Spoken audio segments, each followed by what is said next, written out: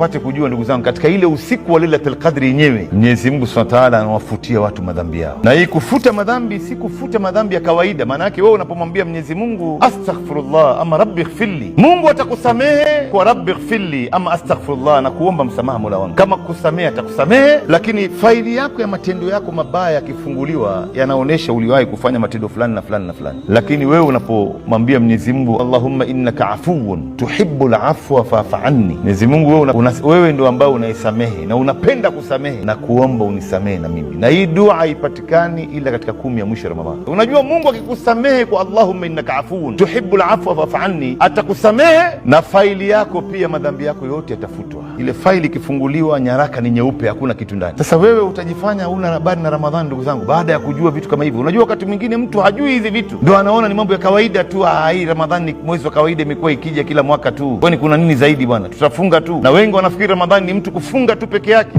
Kuna mambo mengi ndani yake.